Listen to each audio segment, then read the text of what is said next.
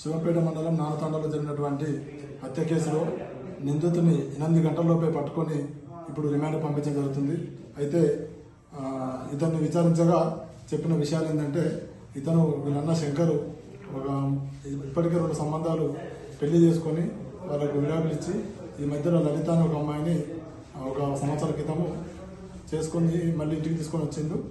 అయితే అందరూ కలిసి ఉండే టైంలో ఈ గోపాల్కి అంటే తమ్మునికి లలితకు మధ్యలో కొంచెం సన్నిహిత సంబంధం ఏర్పడి అది అక్రమ సంబంధం దారితీయడంతో పలుమార్లు అన్న ఇతన్ని మందలించడం జరిగింది.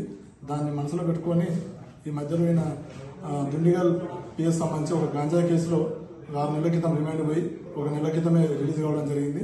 రిలీజ్ అయిన తర్వాత మళ్ళీ ఇంటికి వచ్చి అన్నను ఎలాగైనా అడ్డు తొలగిస్తే ఈమెకు వదినకు మధ్య ఎలాంటి అడ్డు ఉండదని చెప్పేసి భావించి వదినను అట్లా అని చెప్పేసి నా అన్న మా పక్క జరిగితే వదిన ఈయనకు సొంతమైందనే ఉద్దేశంతో నిన్న రాత్రి అందరూ పడుకున్న తర్వాత ఇంట్లోకి వెళ్ళి 2 వైర్లుతో అతని కాలుకి చేతికి కరెంట్ షాక్ పెట్టి అతన్ని స్విచ్ ఆన్ చేయడం ద్వారా అతను అక్కడికక్కడ మృతి చెందడం జరిగింది. దీంతో అక్కడి నుంచి పరారై ఈయన మాకు ఇప్పటిదాకా ఎంతో ముందు బృందాల ద్వారా మేము ఇతన్ని వెతికి పట్టుకొని ఈరోజు రిమాండ్ చేస్తున్నాం. Hi everybody, this is Kiriti Damaraju. Like, share and subscribe to Saira TV. Oh, Saira!